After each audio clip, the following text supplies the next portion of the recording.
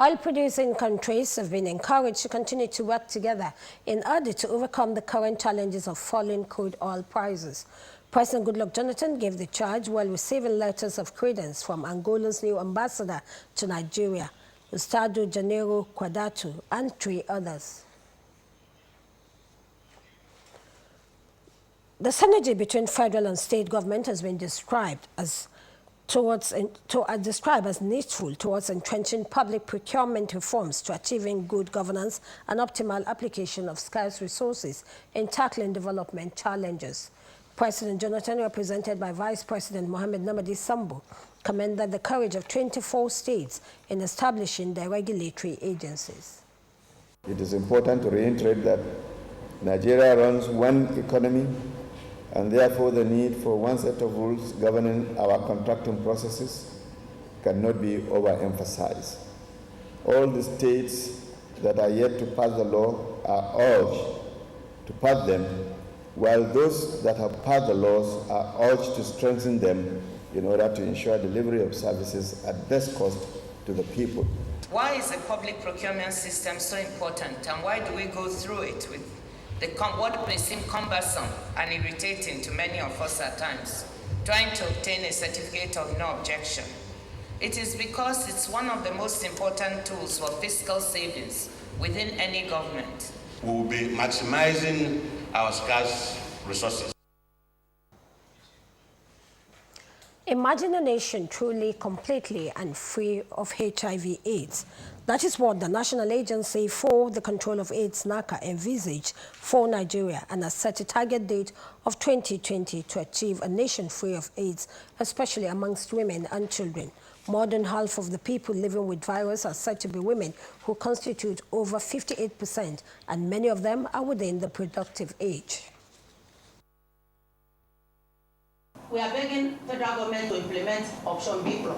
Option B+ is a situation where a woman is being put on ARV while she's pregnant, and she will continue with that drug after she has weaned the baby, so that she will be alive and behave healthy. Africa will not move forward without its children.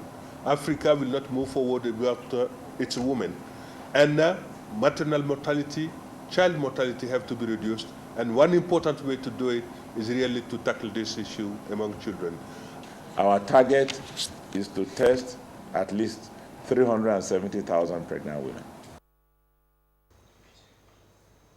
The plenary session of the Senate, earlier scheduled to resume today, has been shifted. Although no reason was given for the postponement, it may not be unconnected with the planned declaration by the President for the 2015 elections. A statement by the clerk to the Senate, Benedict Efuturi, therefore requested senators to resume plenary on Wednesday. Supervising Minister of Information, Dr. Nuruddin Mohammed, has charged chief executives of parastatals and agencies in the ministry to promote the influence of Nigeria in global affairs by providing correct information about the country to the rest of the world. This was at his maiden meeting with the chief executives. It bestows upon us a huge responsibility in terms of global affairs. We look forward to working with you in a very proactive, very profitable and productive manner. We will also ensure that he has a very resoundingly successful tenure by way of making sure that all the objectives and the dreams he has for the Ministry of Information and those of us in the parastatals under him are effectively realized and appreciated by all Nigerians, and that I promise you we will all do. What is important is the focus and the determination to succeed, and I see in him a determination to succeed. That's the news beat for now. It's back to Kinsley and Claire for the rest of Good Morning Nigeria. All right, thank you very much there, Lydia Sampson, for the news package at 7 this morning. We take a break now, and when we return, business news. Be a witness to history as His Excellency Dr. Goodluck Ebele Jonathan, GCFR, declares in response to Nigerians' demand. As an outstanding performer, he was underreported. We came, highlighted his verifiable achievements that have transformed every sector of Nigeria. The story has now changed, with over 17.8 million Nigerians endorsing him for continuity. We invite you to join us at Eagle Square, Abuja on Tuesday, November 11, 2014 to share history with us. Time 10 a.m. prompt. Thank you, Mr. President, for yielding to the voice and demand of Nigerians. This message is brought to you courtesy Transformation Ambassadors of Nigeria. Done for one vision, Nigeria. Put a cup of jig in the water, we'll get school uniforms whiter, and it is the tough stain fighter that will get your whites much brighter. Just Chickens! Pot puree and lemon. Just Chickens! Hey, you better go get it! Now available in lemon and pot puree fragrances, the newest and freshest way to chickens. I need a great deal, the best price I can get. That's why I shop on Jumia. Quality you can trust. You can count on us. Nationwide delivery. We make shopping easier. National delivery. When you shop on Jumia, when the radio shine. Get the incredible Angel smartphones starting from 13,999 naira at jumia.com.ng. Jumia, the online shop you can trust. Goodluck Ebele Jonathan declares, Nigerians first, Nigerians always. Declaration date, Tuesday, 11 November 2014. Time, 10 a.m. prompt. Venue, Eagle Square, Abuja. Be part of history. President Goodluck Jonathan salutes you all. This message is brought to you by the PDC, Media and Publicity Committee.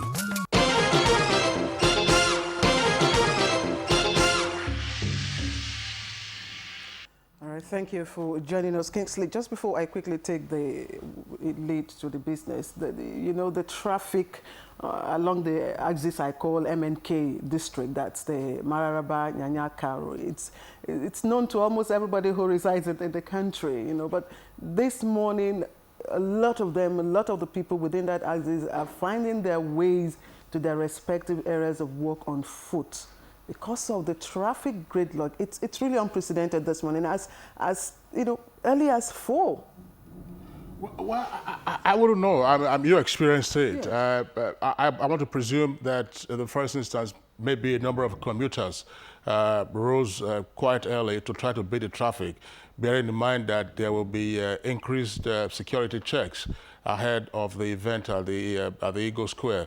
And of course, we've seen in the last couple of weeks the heightened attacks by Boko Haram, particularly in the northern part of the country. And nobody would like to, I think the security agencies would not like to take chances. But the thing is to strike a balance between proper screening to forestall any untoward event, and also ensuring that, I'm sorry if this is sexist, huge man hours are not lost as commuters get stuck in traffic for unbearably long hours. 4 a.m. is an early hour to be up, really, and then to have traffic at that time, it's quite. I think that the appropriate agencies, in this case the road safety, should mobilize very quickly and to see how they can conjoin with the security agencies and then ensure that the traffic is flowing. Yes.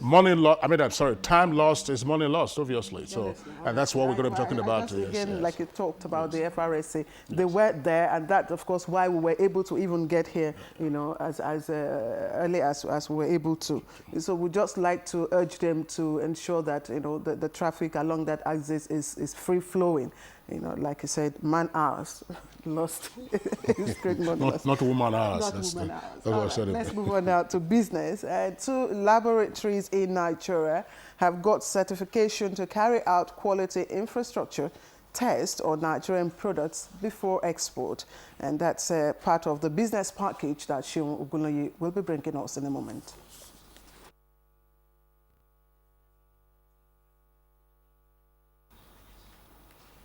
Okay, 2 laboratories in Nigeria, Kingsley, just before the director, placed that tape, getting certification to carry out quality infrastructure tests. I wish Shion, before Shion gives us the details. Yes, I wish he really explained what this is all about. But having quality infrastructure tests, Well, it's important. This is for quality assurance, so that the products that are being exported from the country are standardized. The potential buyers of these products need to be sure that indeed it meets their requirements before those goods get into their markets. By the way, you know, there was a time, a few years ago, they had what was called banana wars.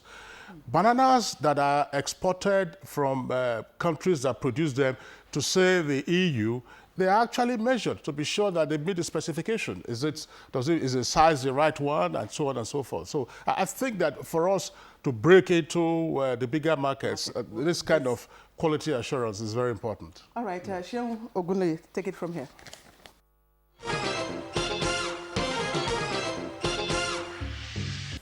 Hello, good morning, and thanks for joining us on another ride into the world of business. My name is Sheung Ogunluyi.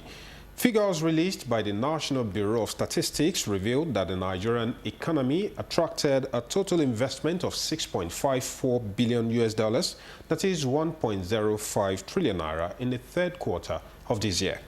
When added to the $9.71 billion, that is 1.55 trillion naira, which was invested into the economy within the first 6 months of this year, the total amount so far attracted to the economy within the 9 months period currently stands at $16.25 billion, that is 2.65 trillion naira. The Bureau, in the Capital Importation Report released, stated that the capital imported in the third quarter of 2014 demonstrated a continuation of the upward trend observed over the year. Meanwhile, the Consumer Price Index, which measures inflation, was put at 8.1% year-on-year for the month of October. These, according to the inflation report, which was also released by the NBS, represents a total of 0.2% drop from 8.3% recorded in September. The report noted that the weakened pace of price increases recorded by the headline index in October was as a result of a slower rise in all classification of individual consumption by purpose division that yield the headline index. The Central Bank of Nigeria has been advised to implement policies that will boost investors' incentive to hold securities in the country in order to prevent capital flight. This is in view of the weak macroeconomic outlook in the global market. Analysts at Standard Chartered Bank said these can be achieved primarily by letting market yield adjust upward. They argued that the CBN's current approach to open market operations yield is unsustainable, saying that the banking sector regulator would eventually be forced to push them much higher, allowing a further repricing of the short end of the yield curve. According to the report, should the oil price weakness persist into the end of 2014, the pressure on the naira would be intensified, thereby making the CBN's sole reliance on dollar sales to protect the currency increasingly untenable. Finally, on the business package this morning, one for Nigeria, as it now has a national quality infrastructure laboratories in the country. 2 laboratories in Nigeria have now got certification to carry out quality infrastructure on Nigeria products before export. Minister of Industry, Trade and Investment Olusegun Aganga revealed these at a forum in Abuja. Aganga said before now, Nigeria exporters rely on quality control laboratories outside of the country for certification. These costly and rigorous exercise has often resulted to loss on the part of the Nigerian exporters of agricultural products. He expressed optimism that the certification of 2 laboratories in Nigeria will bring succor to Nigerian exporters. So from now, we have laboratories where we can take them to. And once they've been tested in those laboratories, there are no things that can happen. If the level of zinc is higher than it should be, they can work with your level of iron, it's higher than what it should be. They can work with you to get to the right level. They can work with the farmers producing this to get it to the right level. They can work with the industry producing the products to get to the right level. And more importantly, it means that once they certify it here in Lekki, in Nigeria here, no one tests it again anywhere in the world. It can enter anywhere. You can take it to America, you can take it to Europe.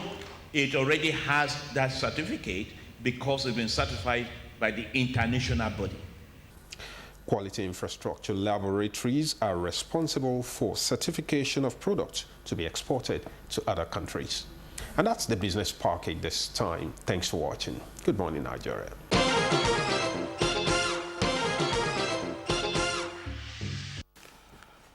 All right, thank you very much there, Sheon, for the business package. We're now having a newspaper review segment.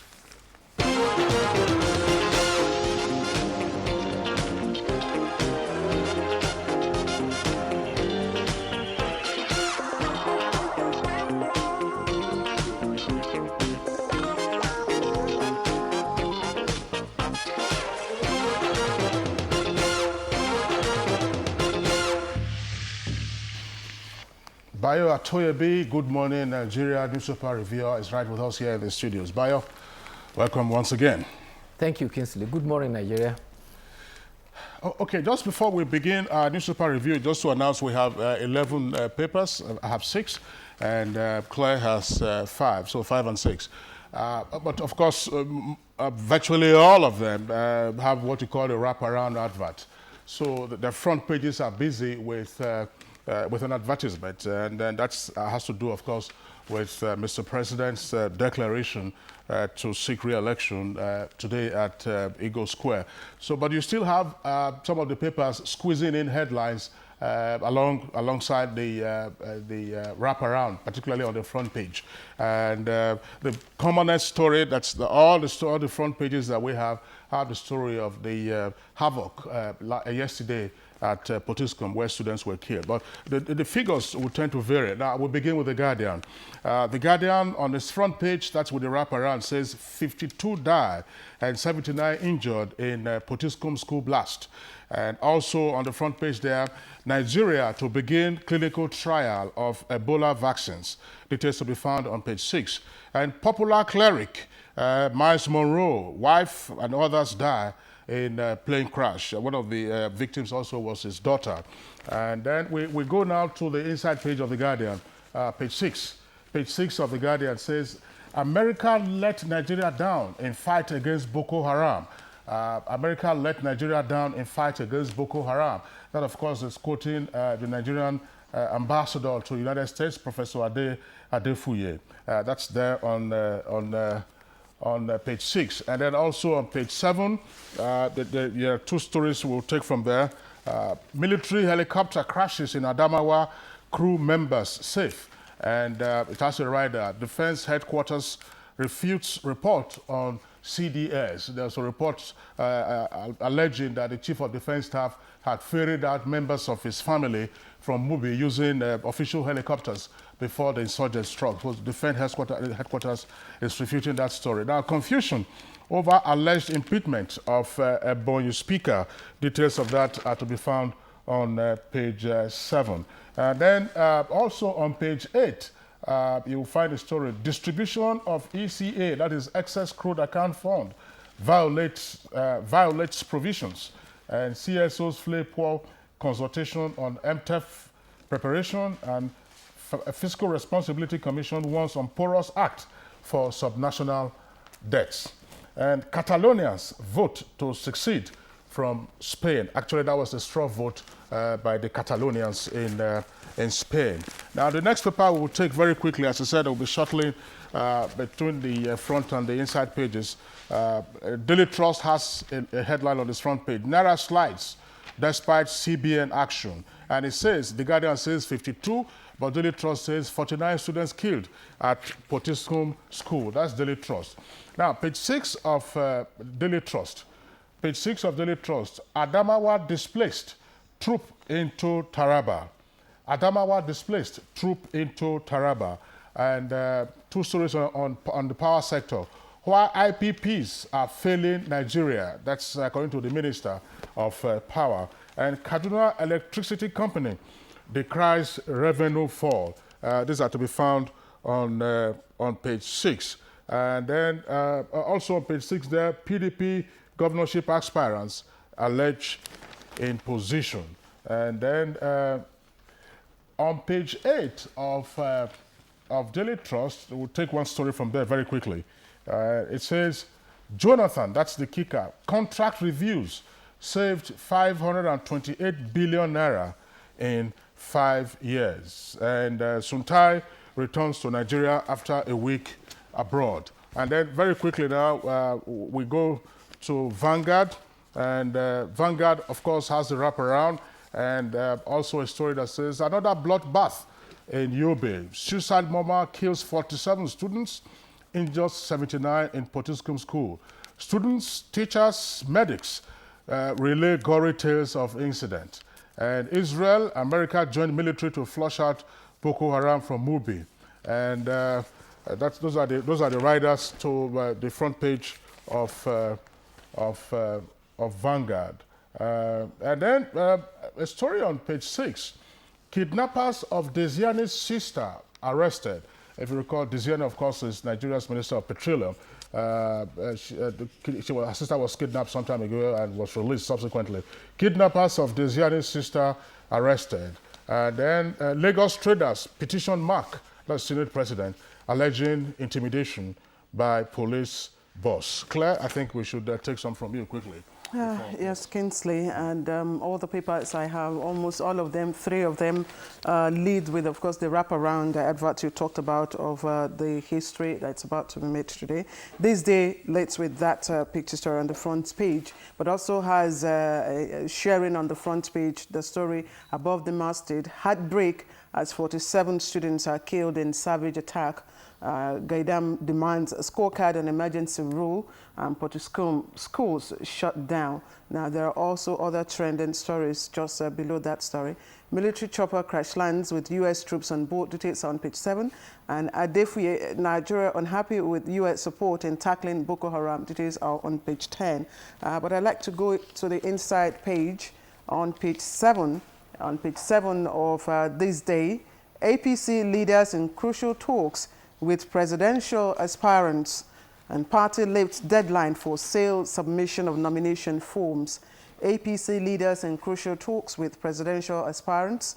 And then just below that, military chopper crash lands with U.S. troops on board, also trending there. And below that, federal government loses 4,700 megawatts of electricity to gas shortage, also on that page. And I just flip over to the next page, on page 8, you find another story there. School bombing, mayhem averted as Arid Potiskum residents confront soldiers. It's on page 8, and Adamawa CP stopped from visiting scene of attack. And there is a picture there of parents of dozens of wounded children gathering at the hospital in Potiskum. And on the other side of the paper, page 9, Potiskum school bombing is revenge attack by terrorists.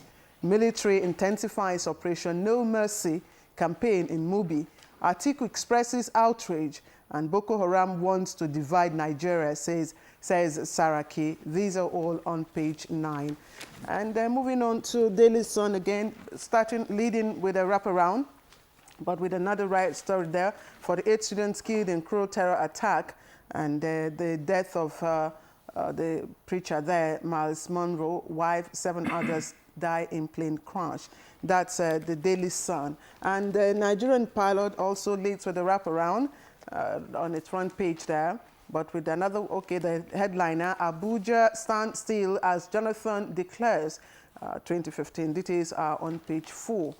You can find that there are also other trending stories on the inside page, but we quickly take the last set of 2 papers I have, all leading with the attack on the secondary school in Yobe State. The Nation, suicide bomber kills 47 in boys' school massacre, and 79 injured. Yobe closes schools, and Jonathan vows to get killers. US, UK sad.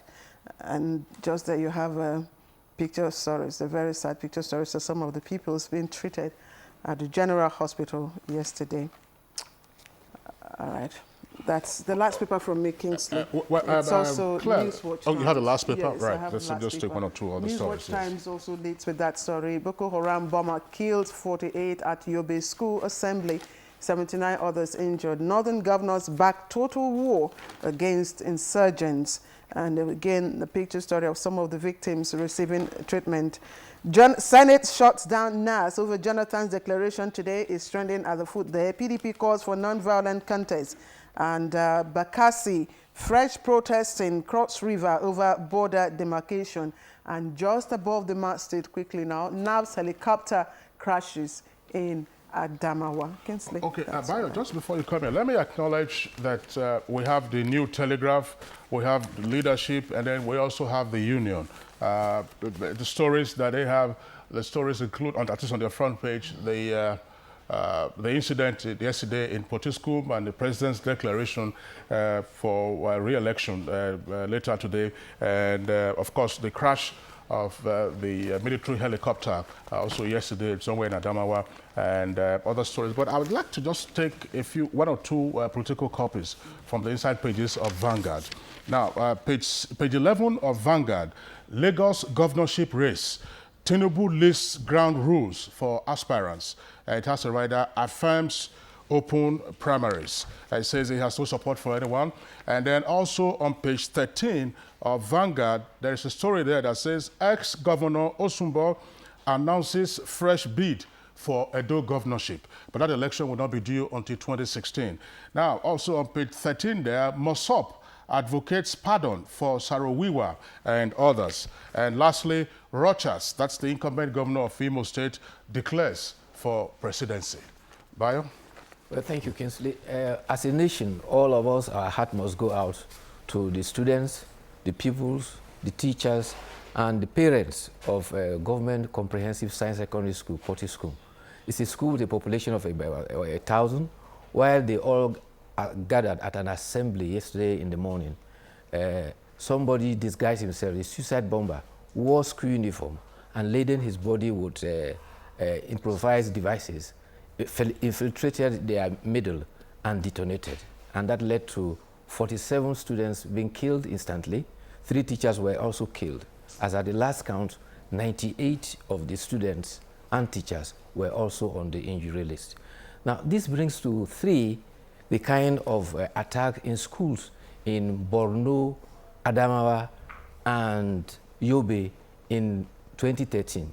This year alone, there have been 6 attacks on schools covering the same Yobe, Adamawa, Borno, and Kano. And the concern for all is that it is even dividing the society among the security forces. When soldiers went there in a bid to rescue, parents who had gathered there send them away that they don't want them because they are now coming after the act has been done. Similarly, the commissioner of police, when he went there, he was sent away. He had to go back to the emir, and gratefully, the emir has now appealed to elders to cooperate.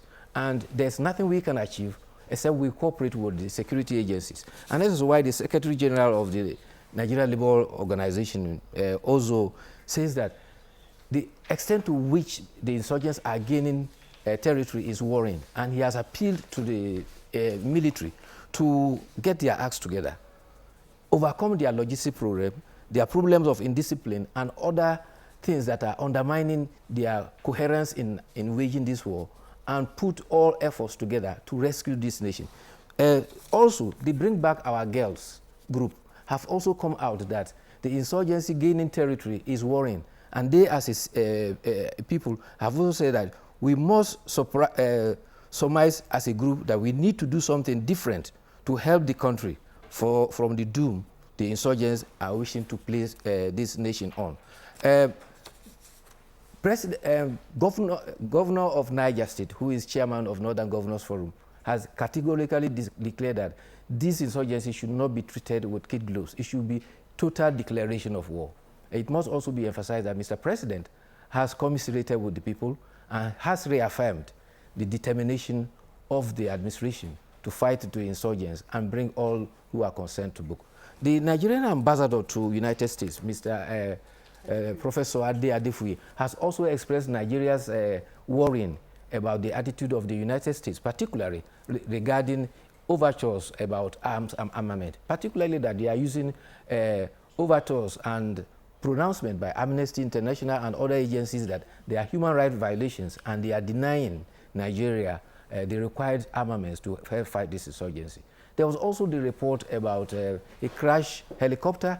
This is part of the efforts to recover Mobi. You will recall earlier on, Claire, you read a story about stampede around Meiha, and that is because they are forcing the insurgents now are running out of Mobi.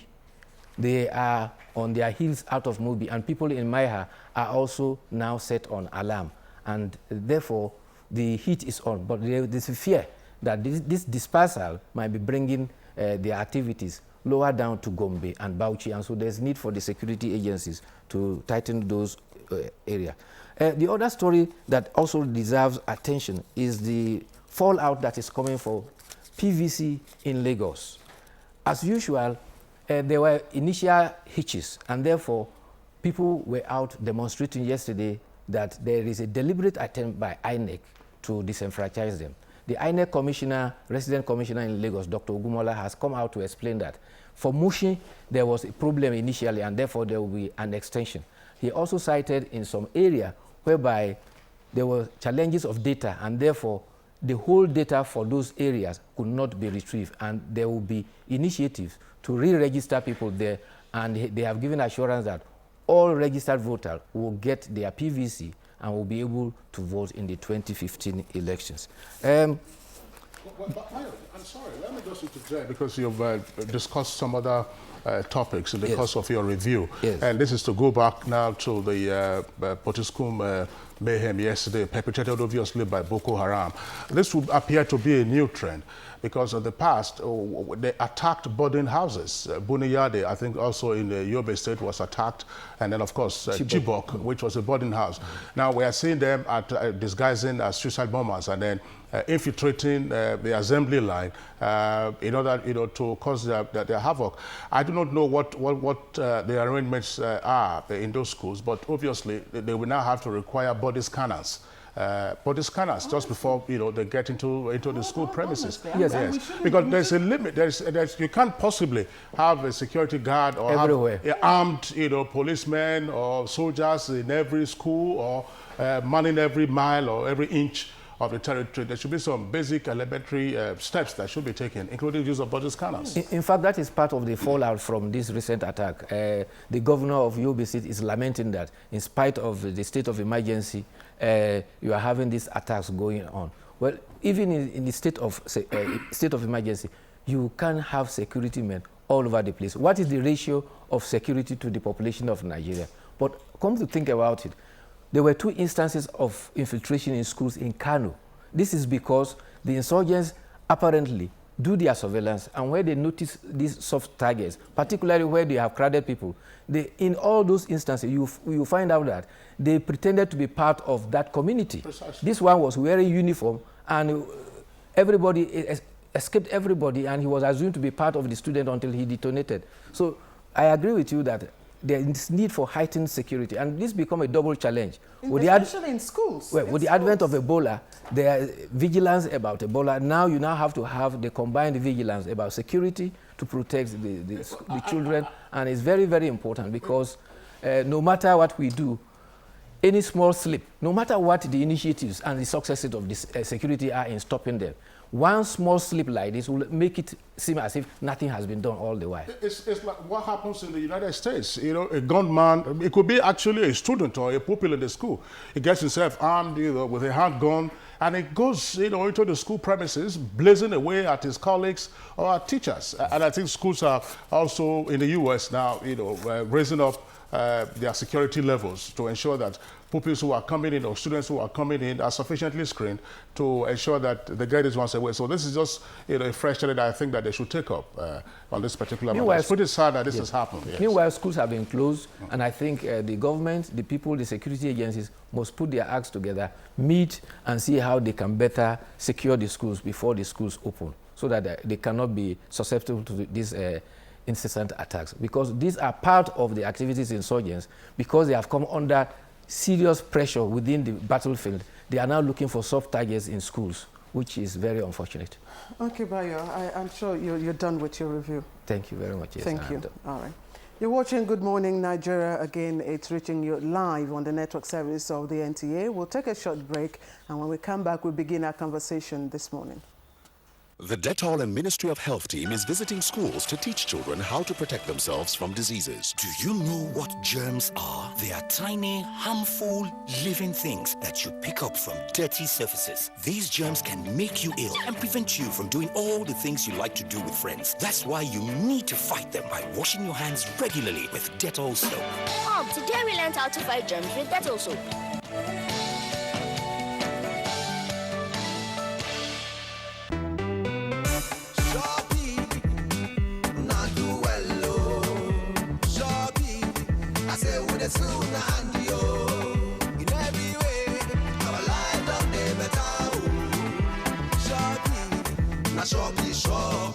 Shopee has ensured the reconstruction of the Abuja-Lokoja Road and the East-West Road in Port Harcourt. The standard gauge rail tracks from Abuja to Kaduna and Lagos to Kano indicates that our trains are coming back. The second Niger Bridge in the southeast and the local Oweto Bridge in the north central are in progress, thanks to Shopee. Shopee's mass transit program has made transportation easier for Nigerians. Shopee has rehabilitated over 1,000 health centers across Nigeria. Shopee has provided mama kits to pregnant women, and polio is on the verge of eradication. Shopee has also ensured the provision of social amenities, and through its various training programs for young people, guarantees a better future. Shopee, delivering service with integrity. Be a witness to history as His Excellency Dr. Goodluck Ebele Jonathan, JCFR, declares in response to Nigerians' demand. As an outstanding performer, he was underreported. We came, highlighted his verifiable achievements that have transformed every sector of Nigeria. The story has now changed, with over 17.8 million Nigerians endorsing him for continuity. We invite you to join us at Eagle Square, Abuja on Tuesday, November 11, 2014 to share history with us. Time 10 a.m. prompt. Thank you, Mr. President, for yielding to the voice and demand of Nigerians. This message is brought to you courtesy Transformation Ambassadors of Nigeria. Done for One Vision, Nigeria.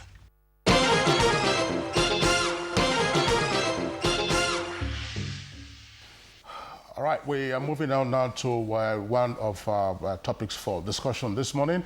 And in a couple of hours from now, of course, Dr. Goodluck Jonathan will formally declare his intention to seek re-election as President of the Federal Republic in the general elections due in February 2015. Already, the incumbent president has received unanimous endorsement from his party, and a body known as the Transformation Ambassadors of Nigeria has also organized rallies in the 6 geopolitical zones, collecting millions of signatures of persons demanding that the president seek re-election. The event for, that's to say, the re-election declaration will take place, as we said, in a couple of hours. Our correspondent is now here with a report of the preparations for that particular event before we go into our conversation. The President's declaration, according to reports, will be attended by more than 2,000 pro-Goodluck Jonathan's group, members of the PDP, women's group, as well as members of the civil society. The President is also expected to use the occasion to launch his new campaign slogan, Nigerians First, Nigerians Always, Let's Do It Together, whose essence is to identify with Nigerians who are central to the desire of the President to seek a second time in office. A visit to the Eagle Square, venue of the declaration, shows that security has already been beefed up around the three-armed zone. The arena has been colorfully decorated in PDP's flag, with work at different areas reaching advanced stages of completion. Some of the committee members were on ground to ascertain the extent of work. Fever is all over. Nigerians are waiting for the most important moment of our life, that is the declaration of our transformer, the president. At the Goodluck Support Group office in Area 11, an interfaith prayer rally is being held in support of the president's declaration, where clergymen gather to pray for the success of the forthcoming epoch-making event. In Abuja, I am Shoaibu Onoze Yakubu, NTA News. All right, that's a report there indicating the level of preparation for the event that's taking place later today. But joining us in the studio to discuss the declaration by Mr. President later today to seek re-election is Dr. Emeka Okengu. Dr. Okengu, welcome to Good Morning Nigeria. It's always a privilege to be here. Thank you. Okay. Well, first things first, why should there be this kind of elaborate ceremony, as it were, for the president's declaration, to seek re-election? It's not a fresh hand. First things first, I think that the first thing is to all stand with the families of the children that died in Yobe. First things first, I think that also brings to the fore and to the core why this is all about Nigerians. Why we should make Nigerians first and it should be Nigerians always. Coming to your question now, which is truly not elaborate. What it is you're doing is that you're getting Nigerians to come and stand to say to the president, we are standing with you in this time. We are standing with you in this positivity. We are standing with you against all odds. So I think if you look at the team and if you look at the happenings around these so many firsts, it just points to one direction. It's all about Nigerians. And if Nigerians are going to be standing, what you just saw as the intro now are just plastic chairs for people to be able to sit down and a little bit of colors here and there to be able to, there's no show, there's no fanfare. Okay? So I think what it is all about is for us as a nation. The last time I came here, I said to you people, I am one for inclusive governance.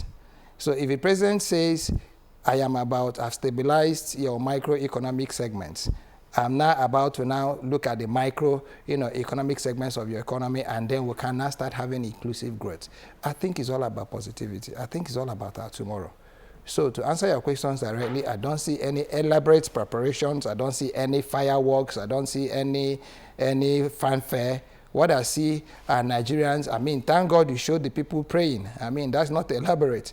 That people are interfacing with God to be able to say, whatever it is, let us stand together, as Nigerians.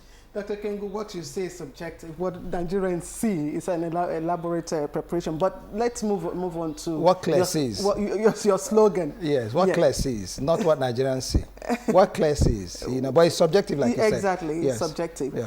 Now, your slogan, like you said, is Nigeria first, Nigeria always. Let's do it together. Nigerians. You, me, Kingsley, everybody in this studio. Okay. What are you projecting? Everybody here. We must be able to take our country back. Okay? The most important thing is that we must take our country back. And in taking our country back, everybody has to stand forward. Everybody has to put a step forward. Everybody has to put his hand on the till. We need to move this country forward. And you see, when people talk about, what Nigerians see, what don't they see? It's for you, who are in the media to be able to now make them understand that most of the things that make governance work are things you don't see. That's where you have regulations. That's where you have, your legal frameworks. Those are not things that are tangible. But it's only when you're able to, it's like a foundation of a house. What's holding this building is not seen.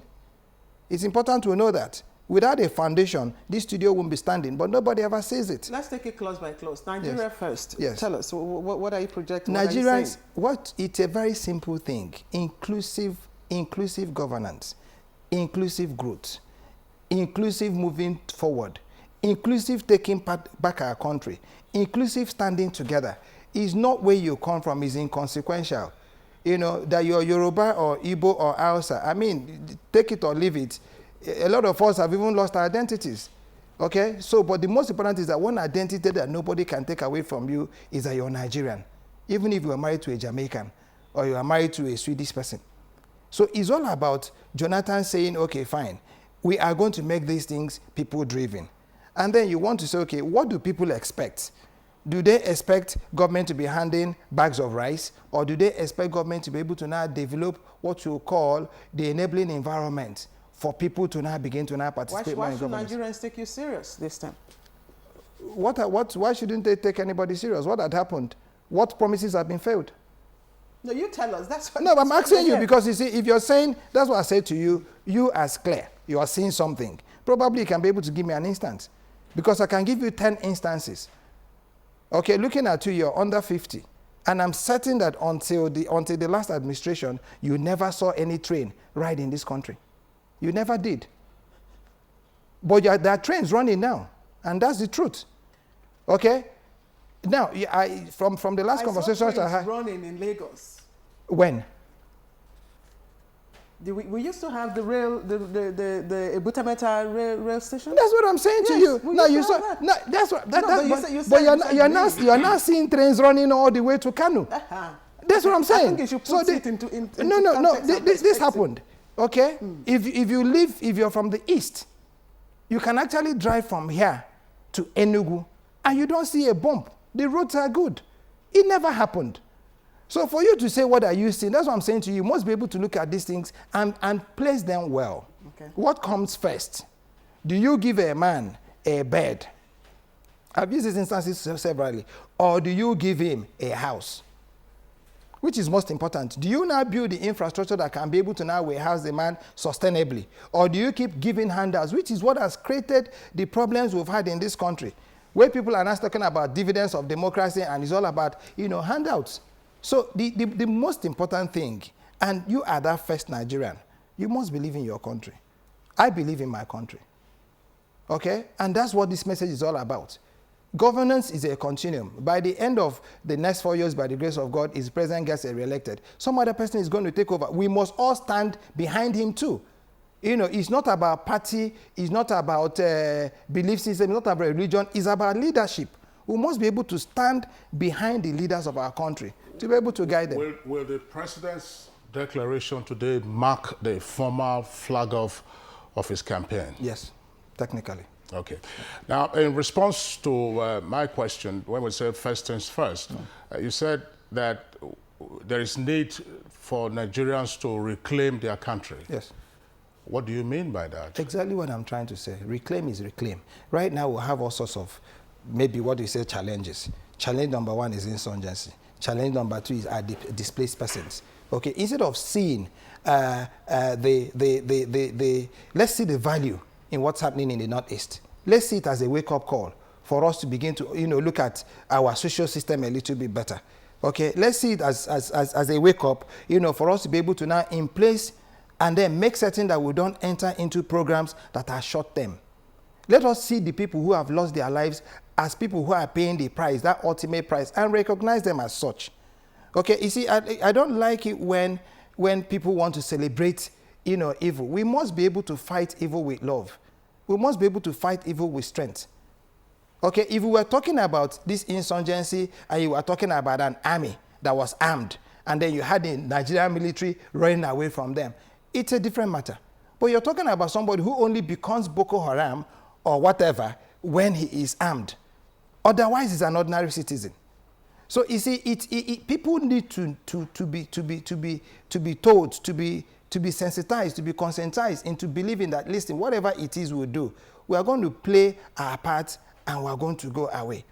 While I was just sitting outside our studio, I just met a young man and both of us had a mutual friend. And he says, oh, okay, let's call her. And we called her phone number. They said she died yesterday night. What killed her? Well, I'm just trying to say to you that that's how short life is. That's how short life is. But what we keep going on are our kids, our country. So if the president is saying is Nigerians first and Nigerians always, it's just simply saying this is all about everybody. Let's be able to stand together and dig out this thing. I tell you something. I mean, I think this is, let me not say I tell you something. I withdraw that. It's fairly obvious that President Goodluck Jonathan is probably one of the most heavily criticized heads of state that we have had in this country. And from some of the achievements that you have read out and some of the things that are also fairly visible, where it's obvious that he is striving to do his best. But it would appear that, he is pressured. He is pressured. Is that the reason why you are having, again, I use the phrase, elaborate declaration ceremony. Yes, there may be no fireworks, but if you look at the antecedent activities TAN, that transformation ambassadors, went around 6 geopolitical zones collecting signatures. We never had that happen before. Yes. Perhaps the closest to it could have been the kind of noise you heard during the Abacha years. People, 1 million or so man march, you know, that never really was. But, you know, you never had that kind of thing. Was the incumbent feel pressured to be able to galvanize support initially before coming forward to declare? That is unfair. That is very. I'm asking you a question, so you respond. Yeah, yes. I'm responding to say it's unfair, and like you said, I'm glad you said you think it's your opinion. First and foremost, TAN collected 17.8 million signatures that had phone numbers. For you to have now been able to say it was a fanfare, I would have been comfortable if you said we had called 1 or 2 phone numbers and they didn't go and they were not real people. Okay, and I'm for sorry, no, I'm please, sorry, I'm sorry to interject. Yes. No, please quote me correctly. I didn't say it was a fanfare. Okay, now you're talking about pressure. You're talking about criticism. First and foremost, if you're not being criticized, then you're not doing a good job. First and foremost. Okay, because you see what has happened is that when you have transformation, when you have changes, it simply means that you want to change the way things are done. People who are benefiting from that system will fight you. Okay, that's a talk for another day. So there are people who want to put you in a position where you do what it is they want because they benefit from it. The most important thing is that when we are doing reviews, when we are looking at things, let's be a little bit dispassionate. And I've just given you a small instance, which you haven't said to me is a lie. We have had our rail infrastructure, which is very major to mass transportation, being in place. There is no gainsaying the fact that we have also now gotten our other transport systems up and running. Our road infrastructure is up and running. From 4,000, paved roads, I think we're having close to about 24,000 now. These are claims, that the press people should be able to go and verify empirically. Okay? Now, if somebody is going to lose if you put in mass transportation, probably because he has some kind of system of transportation that is benefiting him, he is going to start fighting you. If somebody is going to lose because you're going to derogate a system that is benefiting from, or you're going to privatize from something that is benefiting from, he's going to fight you. That's what it is. So you see, when you have somebody, when I was getting married, my father said to me something. He says, my son, any day people start telling you that your wife is the best thing that has happened to this family, you're dead. Okay, Dr. Kongo. Okay, because when she comes and she cooks all their whole food and brings her that, good wife, beautiful girl, this is the kind we want. But when she says, oh, my husband doesn't have money, your people will say, oh, she has gone to do juju to hold her brother. What's my point here? My point is that, my brother, first and foremost, criticism is a good one for the president. It also simply shows that he's working. Okay, but when you're doing criticisms, what it is you need to do is to also point to directions, point to things. And I can bring a simple thing here. All of us started hearing about 30 billion. That figure dwindled and dwindled and dwindled and dwindled to a point where it became laughable. So you see, when people are reading things, what we should try to do is to get a little bit more in depth in our analysis of criticism. Anybody talk is cheap. We must move ahead. Yes. Now, apart from the power of incumbency, yes, the president may be running against the opposition, maybe people, aspirants from the opposition that are probably have been tested either as former heads of state or former vice. Now to another subject matter for discussion this morning, and this is, of course, it has to do with the Independent National Electoral Commission and the distribution of the permanent voters' cards. Now, unless INEC makes a quick move to address the controversies that has trailed the nationwide distribution of the permanent voters' card, especially in some states like Lagos, where the exercise has taken place, public analysts believe that have entertained fears that many Nigerians may be disenfranchised in the coming general elections. Gideon Ifande tells us more in this background report. Election participation awareness exercise is one area in which the Independent National Electoral Commission has recorded a pass mark, as most Nigerians are fully aware of their civic responsibility to participate in the electoral processes. The possession of a voter card is a requisite to take part in any election. To this end, the Independent National Electoral Commission has announced the distribution of permanent voter cards to eligible voters who had registered across the country.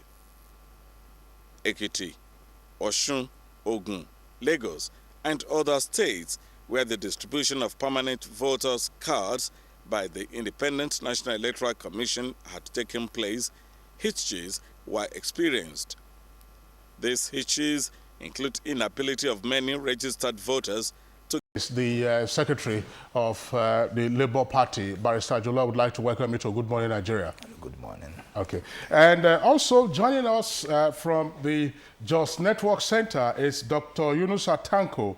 He's chairman of the Inter-Party Advisory Council. Dr. Atanko, I will see you on the screen right there. Welcome to Good Morning Nigeria.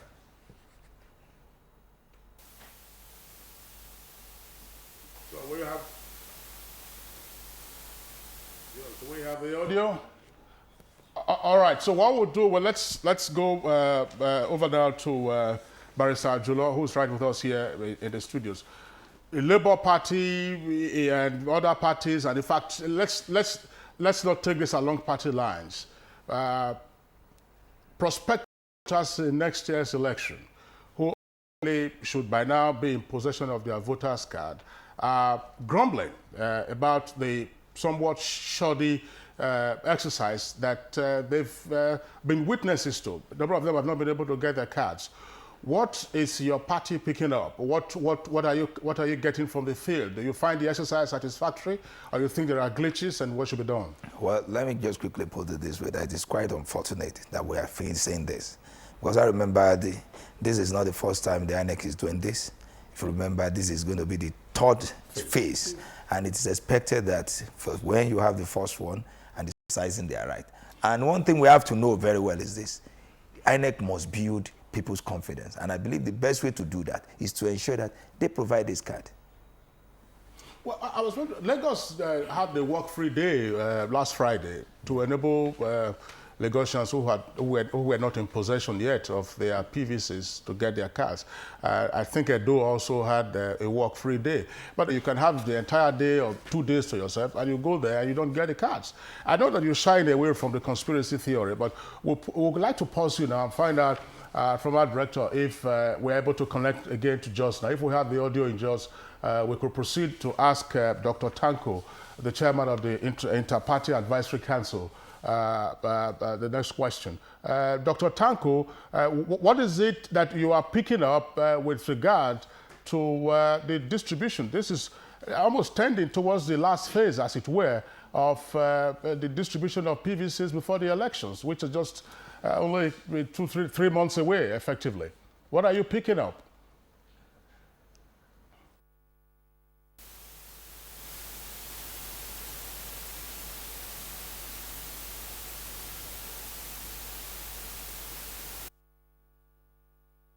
I'm afraid we're still trying to sort out the audio from our Jos Network Center. You saw him on the screen a moment ago. But again, we'll come back now to Barrister Jola, who is the Secretary of the Labour Party.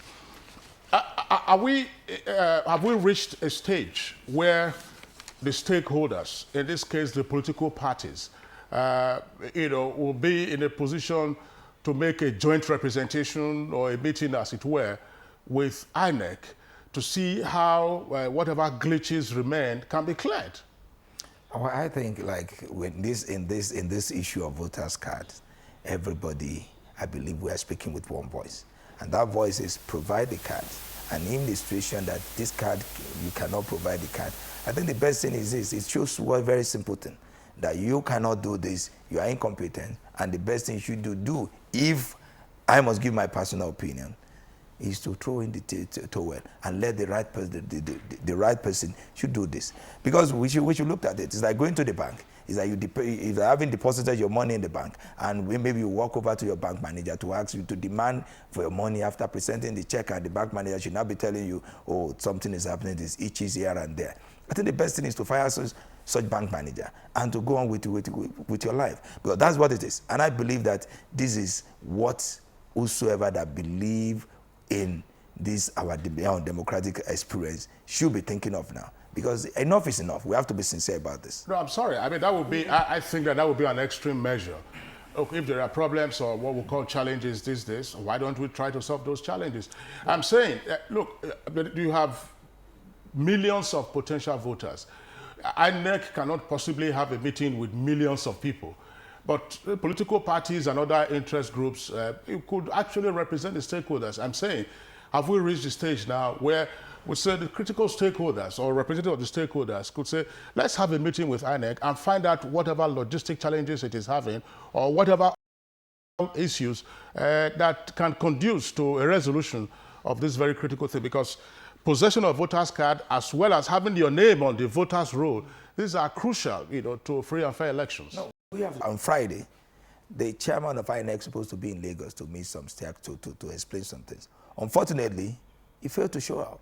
That is another thing we have to look at, and I believe there should be explanation for that. And despite after doing that, after failing to do that, that is when the issue of even when a very simple exercise, which we believe that after practicing it for the first time, the second time, by now we should get it right. It's been mad. And like one of the things we have to know is this. There's another thing in presenting the paper, inside this voters card. Another thing is what is happening to people's psyche. Most of the people, like yesterday, I understand that there's pockets of protest here and there. Do I understand that most of these protests may be induced? But I believe INEC needs not give anybody any reason to play some funny things. And I'm afraid this is the beginning of some problem, particularly when you cannot get things right. If you can't get anything right, what is expected for you is, if you cannot do that, then when you are pursuing the people's agenda, certainly you'll be praised. But in a situation that when it comes to simple distribution of voters card, you seem not to get it right. The same issue of this INEC polling unit issue, till as I speak, is yet to be resolved. That issue is still on, because some part of the country has been thinking that something is wrong with that issue. Now compounded with this issue of voters card, then you know that something's wrong. Something is wrong, and that is why you can see that you have seen people's apathy, particularly when it's come to issue this one. 3 months before you receive what is happening, we are going to December, we're going to the Christmas, and by that time, we're already getting to the issue of election. And you wanted 3 months election, I'm not vote or not. Then I believe people need to be worried, and it is the duty of INEC to allay such fears. Okay, well, Claire, I think we can take from the National Secretary of the Labour Party, Barrister Kayode Ajulo. Thank you for your perspectives. And then we also like to apologize to our viewers who were trying to reconnect to the Just Network Center, but we're having some challenges with the audio. Once that is fixed, we'll still go over to Dr. Tanko, who is right there at the Just Network Center. In the meantime, we'll take a break, and then when we return, we'll continue with this conversation with another guest right here with us in the Abuja studios. You are watching NTA, Nigerian Television Authority. For more information and news updates, visit our website at www. Or you can follow us on Twitter at NTA News Now, or you can like us on Facebook at NTA Network News. Stay connected on our YouTube channel at www.youtube.com/NTA News Online. Watch our live stream at www.nta.ng/live. NTA, you can't beat the rich.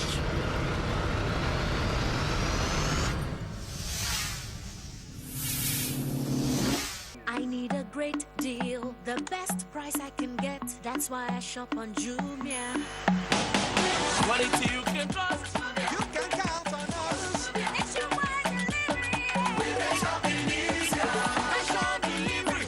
When you shop on Jumia, when the radio shine. Get the incredible Angel smartphones starting from 13,999 naira at jumia.com.ng. Jumia, the online shop you. The Dettol and Ministry of Health team is visiting schools to teach children how to protect themselves from diseases. Do you know what germs are? They are tiny, harmful, living things that you pick up from dirty surfaces. These germs can make you ill and prevent you from doing all the things you like to do with friends. That's why you need to fight them by washing your hands regularly with Dettol soap. Mom, today we learned how to fight germs with Dettol soap.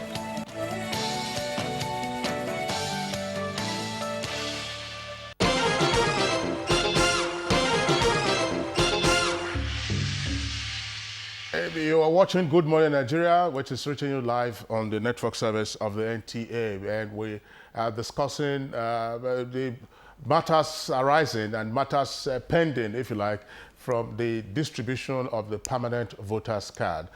We had one guest already, National Secretary of the Labour Party. Joining us now in the Abuja headquarters studio is Mr. Lazarus Api. Api is the program manager of the Transition Monitoring Group. Of course, they are concerned with elections. Mr. Api, would like to welcome you to Good Morning Nigeria. Thank you. Okay, Nigeria. everybody knows crucial to elections, it's voters' roll, or what we call voters' register, as well as a valid voter. Who have genuine concerns of not getting their cards, or where INEC admitted to having challenges, especially with states in the first three, and these were not produced because they are not producing by themselves. I'm sure it's subcontracted to someone else. The person did not supply, so they couldn't distribute. The charge is for INEC to ensure that that also gets out. Excuses. We had all the time since 2011 to have produced all of this.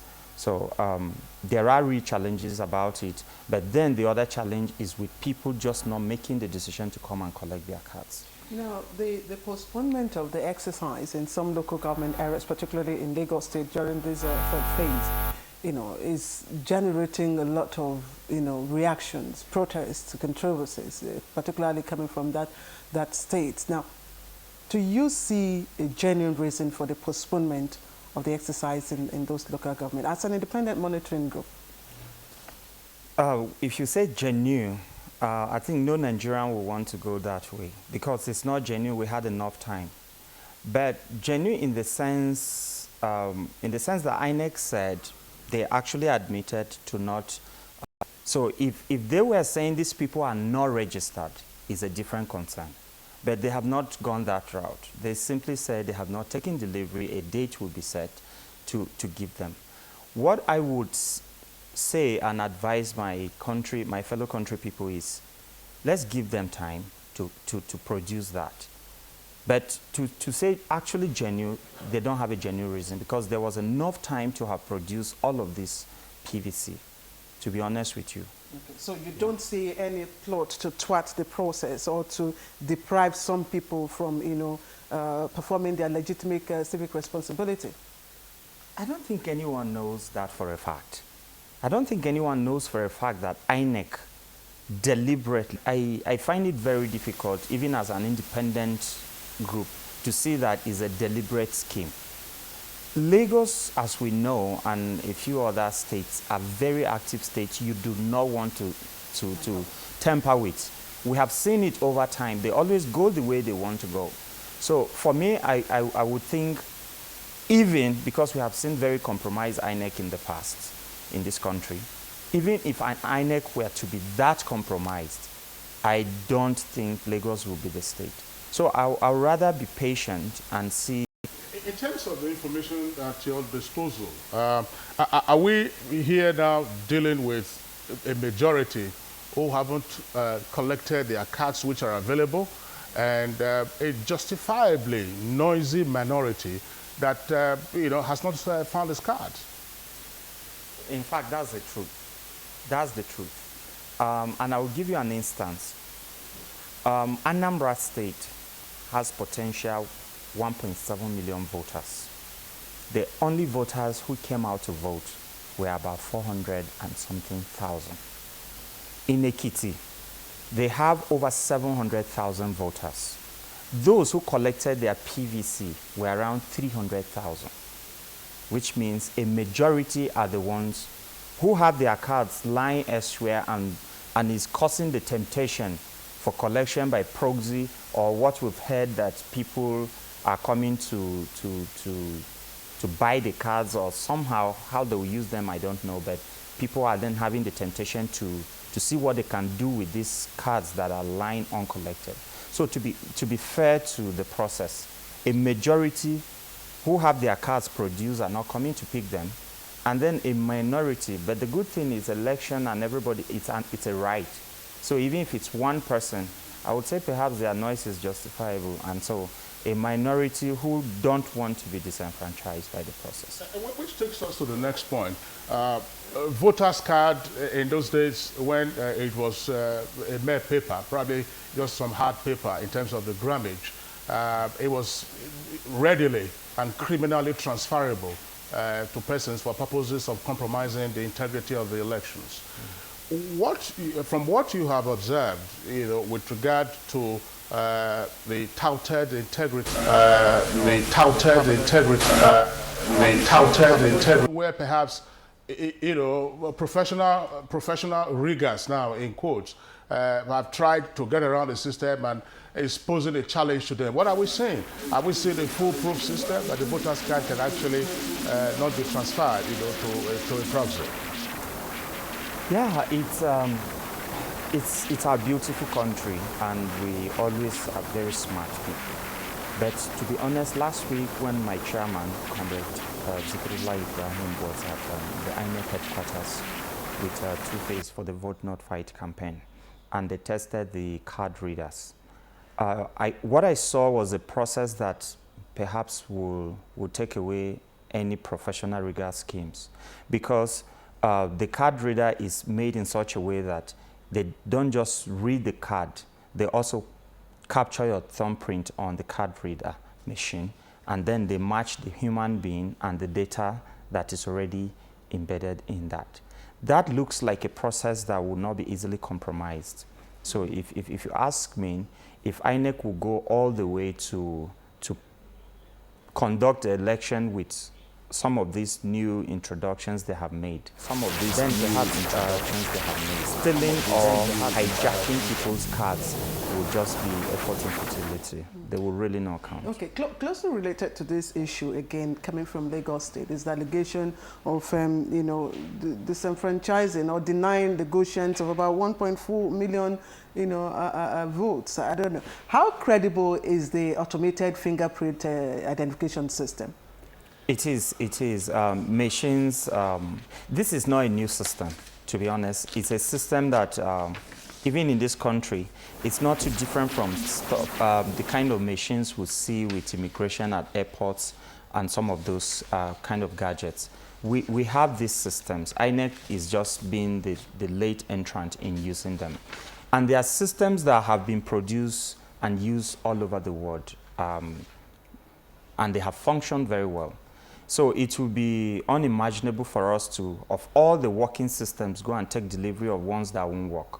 So if that is not the case, and we have systems like the ones that work around the world we see, then it means we'll have very functional systems. And if they are functional systems, I personally can vouch that they would, because it was one of the board members of TNG even brought out her card, and it was tested and it functioned very well. So at the moment, I do not have a basis to not be comfortable with the system. The system looks okay. All right. On that note, would like to thank Mr. Lazarus Apir. He's the program manager, Transition Monitoring Group. Thank you for coming to Good Morning Nigeria. Thank you. Okay, this is Good Morning Nigeria. We're discussing the distribution of the permanent voters card. We'll take a break now. When we return, we'll take another guest on this discourse. Thank you.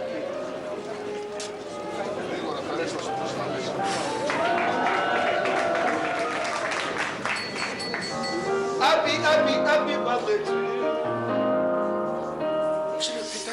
And demand of Nigerians. This message is brought to you courtesy Transformation Ambassadors of Nigeria. Done for one vision, Nigeria.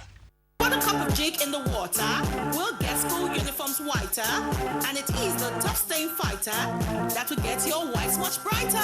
Just Chickens! Pot puree and lemon. Just Chickens! Hey, you better go get it! Now available in lemon and pot puree fragrances, the newest and freshest way to chickens. Get your favorite Dettol 70-gram pack for 100 Naira, and now available the Super Family Pack for 170 Naira only. Whichever Dettol soap you choose, you get maximum protection against germs every day.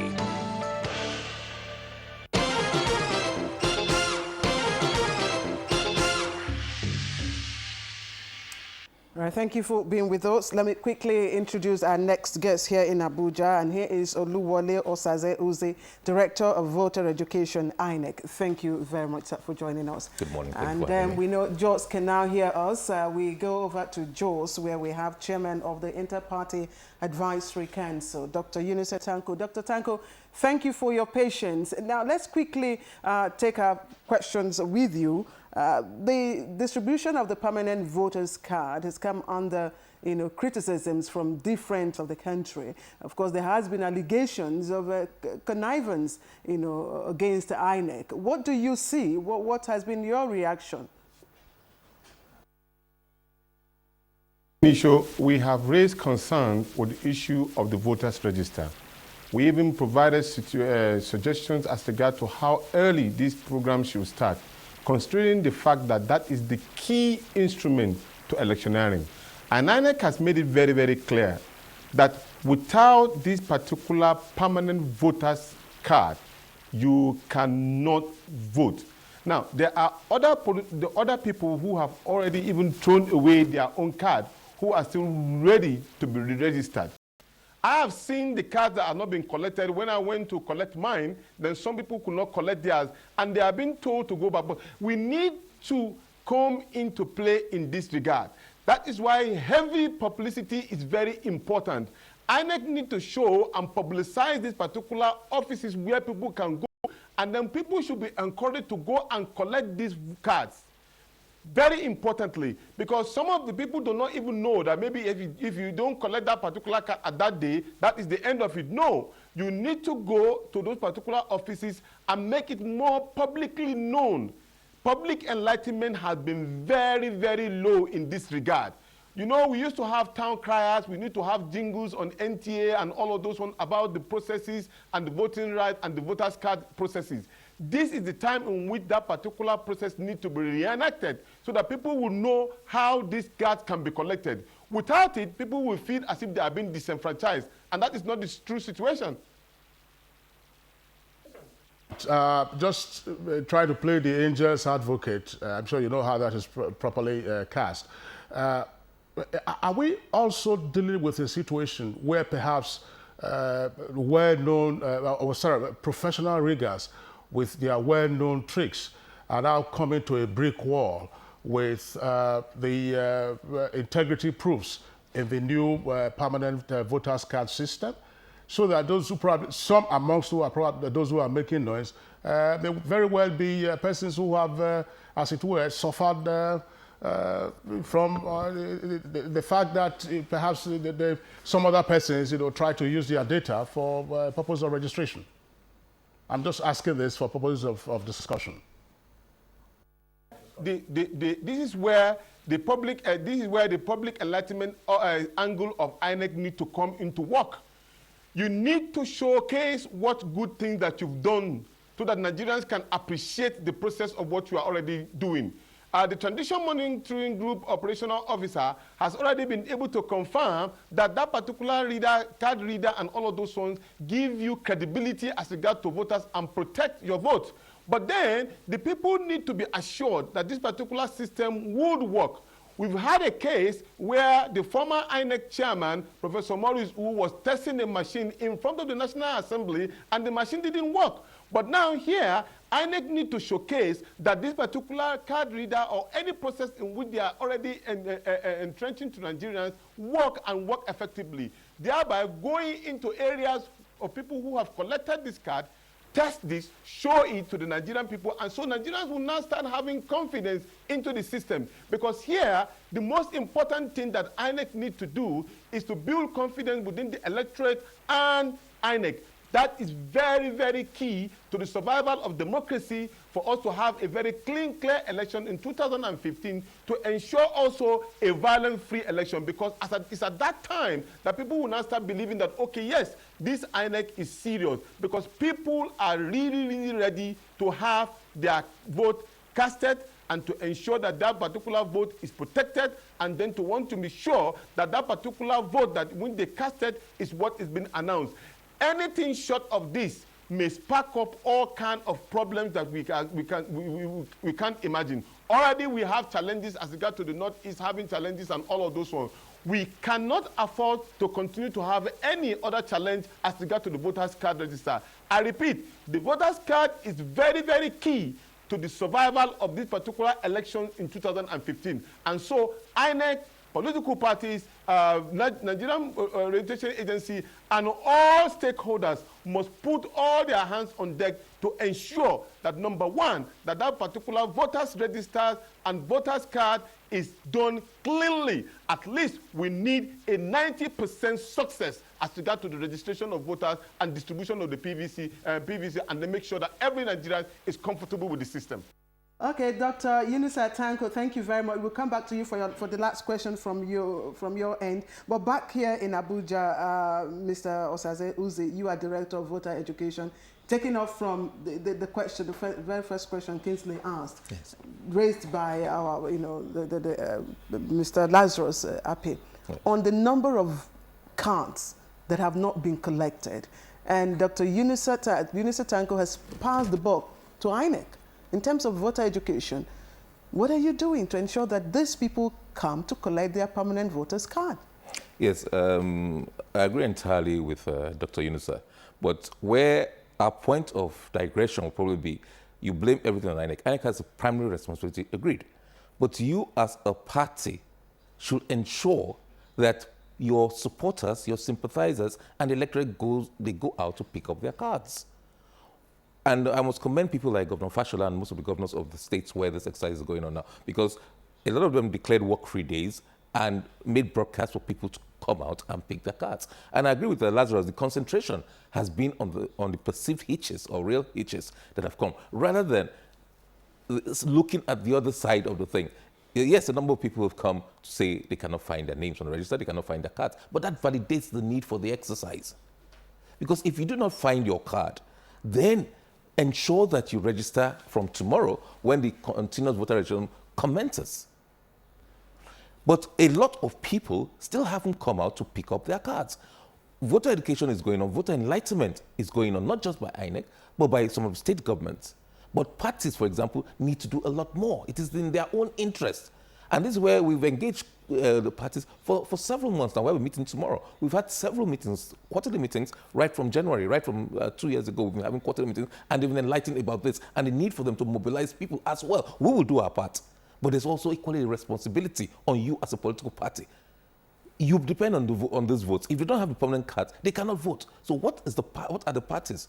IPAC has worked closely with us, but they also have a responsibility in addition to that of the commission. And the commission at those states, in those states, at those levels, are going out in collaboration with NOAA, in collaboration with other agencies, to ensure that people come out to pick up the cards. And if you do not have a card, then you ensure they get registered. You had to postpone the exercise in some local government areas in Lagos State, which, yes, is, of course, is generating some reactions and all that. Yes. Why did you have to do that? Well, there were several reasons for that. There were logistics challenges. There was the non-availability of all the cards. It will be very frustrating if you go there and your name's on the register if you cannot find your card. So let us concentrate on those areas where all the cards are now available. And then we'll come to it. It's done in phases. Then we can come to that. Some states like Rivers said, no, rather than do it in some local government, let us agree that we'll only do it once and for all at the same time. So it's due, and one of the commenters said, I know there should be a lot of consultations. There were several stakeholders meetings and consultations on these. That is why Rivers and Nasarawa, for example, agreed that they should go ahead. But in Lagos, you know the population size of Lagos in terms of registered voters. So it's better we do it in about half, just over half of these local governments, and then go on to that. When we finish with this, we'll go on. There's a gap. Concentrate on these ones now, and then furthermore, go on to the others. The cards will all be ready at that time. All facilities will be put in process. All logistics issues will have been addressed as at that time. So that it is better that way than to start an exercise all statewide and then have these challenges occurring. I can't find my card today. That will ask you to come back tomorrow. That's not wholesome. Well, okay, Barrister Osaze Uzi, a child who was born, say, on the 1st of February 1997. Will be 18 by February next year. Yes. And in that person's mind, he or she will be eligible to vote. Yes. there should be, I believe, a cutoff date for registration. What is your cutoff date for registration to vote in next year's general elections? Well, in some states where we have concluded the exercise, that has already occurred. Excuse me. In the local governments and other states where we have not done so, it's the last date for registration. For now, for example, in the Lagos state local governments where we are conducting this exercise, it'll commence, CVR will commence tomorrow, Wednesday, and finish on Monday the 17th. And that is the cutoff date. Yes, in your own mind it might be so, but the law says 18 and above, and the Constitution says those who were registered at the time set apart by INEC for the exercise. So, yes, subsequently and other elections you can vote, but at that time, the cutoff date for registration is what we'll use. So if you have not just turned 18 now, or in between 2011 when the last exercise was done, and Monday of next week, then you can go and get registered. Well, I think that, I think that you have a lot of work to do in terms of enlightening the public as to, again, the cutoff date and those who might not be eligible to vote next year. Indeed. And why the cutoff date is being set too early for some areas and then later for another. That's one point to worry about. Yes. But the question I would like to ask has to do, I'm not trying to patronize INEC. Why is it so difficult to create walk-in centers? Must you set aside a special day to go and pick up a plastic that is a permanent voter's card? Set up a walk-in center. I go in there at a time that is convenient for me. I don't need a walk-free day to be able to go and pick up my card. Why is that so? Yes, but that's exactly how it is. If you do not, now INEC has come to you, come to the closest point to you, which is your polling unit, to give you the cards. But if you miss this opportunity, then you come to us any day. On any working day, if you have not picked up a card, any working day, if you walk into the INEC office, local government office where you register, you pick up your cards. That's exactly how it is. So that validates our position. That's exactly how it is. But maybe 48 hours or a week to the election, we will now have a cutoff point because you cannot be distributing cards on election day or too close to the election. In Lagos, sorry, let's pursue this point again. Again, this is where I think that the point made by Dr. Tanko is very important. Yes. You elaborated on that by saying it is the responsibility of everybody. Not if you were to take a straw poll, for instance, or a snap poll, and ask people, say, look, if you didn't get your voter's card, where else are you supposed to go to? It's almost like asking a question about digital switchover. You know, probably many persons will say, oh, no, I have no idea. INEC, they are going to disenfranchise me. It's pretty easy for us to complain. Yeah. In Lagos, questions have arisen as to the apparent deregistration of some 1.4 million persons whose data, is said to have been in the last roll for the 2011 elections. What's your response to this? Good.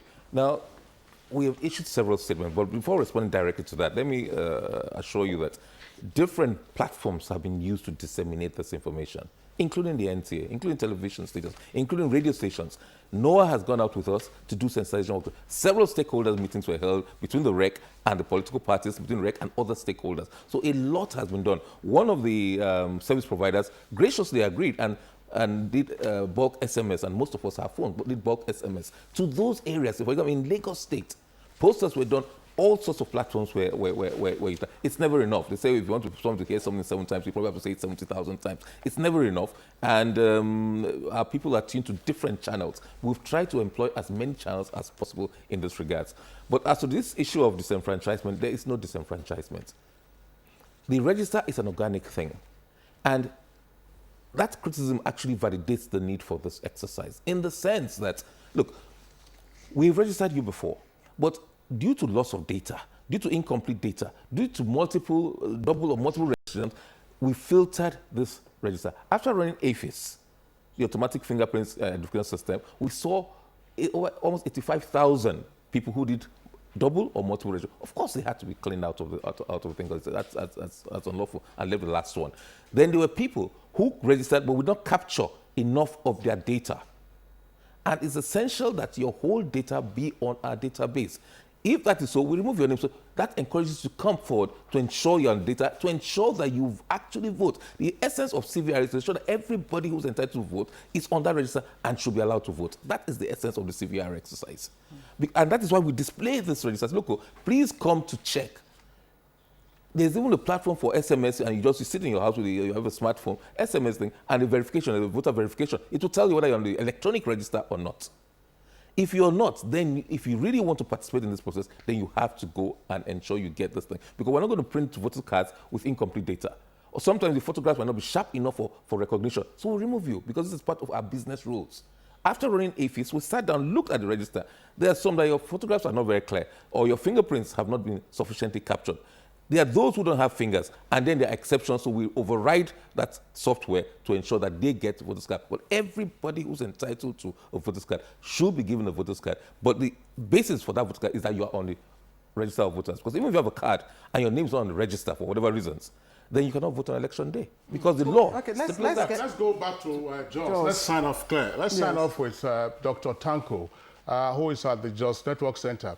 Well, you've listened to Barrister Oluwole Osaze-Uze talk about the various platforms utilized by INEC to mount voter education campaigns. But INEC is communicating, but the feedback from the conversation that we are having and the complaints that arrive all over the place, probably the communication is not drilling down. Yet INEC also said that it is a responsibility of all stakeholders, including your council and political parties and governors and every other person else. What is your take on this? This will be your final word before we sign you off. Thank you so much. Now, let me make this very, very clear. The political parties have worked very closely with INEC. In fact, we even went ahead to even help INEC where we are not even asked. I give you an example. When INEC was having problem of funding as regard to election, when INEC made the issues known to every political party, we all together unanimously agree that the National Assembly should appropriate more funds for INEC and then to give more time for INEC to do its work. That is collaboration. But for on the other part of the National Assembly through INEC to get to the political party entirely, do not be deceived. Politics is about, it needs money, funding. Now, the political party that you are talking about, many of the political parties have been doing their individual effort to ensure that they give information to all members of their political party to ensure that their voters card, they collect their voters card. But what is very, very sure is this. Today, as I speak to you, the Inter-Party Advisory Council has gone beyond what it used to be. We now have elected leaders of IPAC all over the federation. We have APC, we have PDP in positions of leaders of this particular IPAC in several states. Now, that is a database for dissemination of information. But how well have we utilized this is left to be admired. At the moment, as I'm speaking to you, there is no single funding for political parties for enable them to perform their duties effectively well. Well, the National Assembly may think probably they are doing a wonderful job, or the public may think that, okay, yes, let's deny them funds so they should look for funds internally. That is dangerous because the people who are already using the state funds and state resources to their own advantage are already using it negatively because most of the people that will vote are not very well informed and they don't even have the information about the voters card. And so therefore, eventually, what will happen is that you may not even get elected by the people you believe in. So it is dangerous. So it is now very important that money should be appropriated to enable political party engage in this political enlightenment. The IPAC is ready and willing to go to look and clean dance on the street, not sit in a cozy environment and say about voters register. No, we want to be on the street to mobilize Nigerians and to tell them that INEC has provided a walk-in center for you to go and collect your card. Without this particular sum of money, we cannot be able to do it. Even to advertorial and the newspaper costs you all nothing less than 500,000. Okay.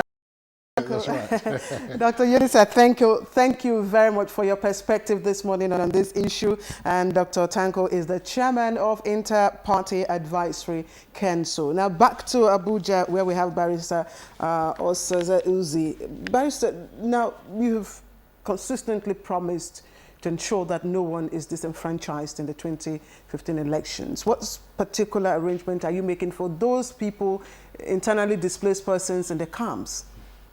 Yes, thank you. You know, INEC is the creation of the Constitution of Law, and we are sworn to abide by the laws in everything, in all the things that we do. The Those who cannot vote where they are registered, the law has made provision for transfers, but it has to be done within a limited time. And I think at this time, we do not envisage such a groundswell, such large numbers of internally displaced persons.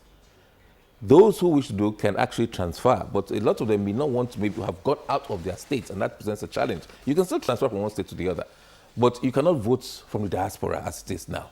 You can only vote at the polling unit where you registered. That's what the law says. We cannot change that. If it's such a serious thing, the National Assembly has a responsibility to change that to accommodate those internally displaced persons who have left their constituencies or left their states. And you cannot take, let's assume that state X and state Y, you register in state X and you go to state Y. Where will your vote count if you are transferred to state Y? It will have to be state Y itself, where you now reside. We cannot transfer your vote to your state, even though the pressures, insurgency, violence has prevented you from going back. So we're constrained to do what we have to do within the confines of the law. Okay, Barrister Ozi, that's the point that I would like you to re-emphasize. I've been struggling to recall the point. Okay. In terms of a cutoff date for eligible voters, yes, those who turn 18, you appear not to have a uniform date countrywide. As it were, you are registered in your state or in your locality, and this registration is staggered. So yes, there's no uniform date. There's a uniform date in your state or in your local government or in your locality, such that there's no one law for X and another one for Y. But everybody within that particular locality where registration is going on, you go and register. If you go, for example, to register on Wednesday and you don't turn 18 to Saturday, I'm afraid you have to come back on Saturday to register, because you must by law be 18 years and above before you are registered. No, I'm sorry, Mr. Ozi, just to get this point, again, this may be useful for your voter education program. Okay. To say, look, if you registered in state A, we'll say Abia, I think Abia is the first. You registered in state A, by so and so date, if you were not 18 by that date, you would not be able to vote. Then you go straight on like that. I think that would be particularly useful for the voter education program. As I said, I'm struggling to retain it in my head, when and where. But one last point, and I think you may also, this may be a takeaway. Yes. Namely, back, to deal with this issue. Anytime.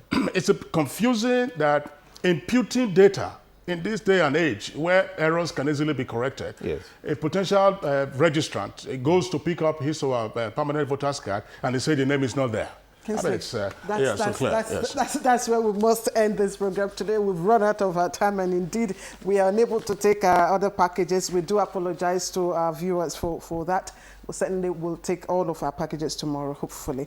But for now, Barrister Uzi, Director of Voter Education, INEC, thank you. Of course, we'd like to thank you, Dr. Yunusa Tanko in our JOS Network Center, for staying with us and for coming on Good Morning Nigeria to share your perspectives. Thank you.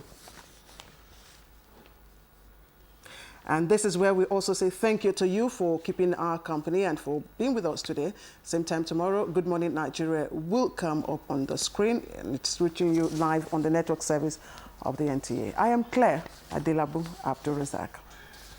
And I'm Kingsley Osadolo. It's been my pleasure being with you on the program today. The program, as Claire said, returns same time tomorrow at 7 o'clock in the morning. Do have a nice day.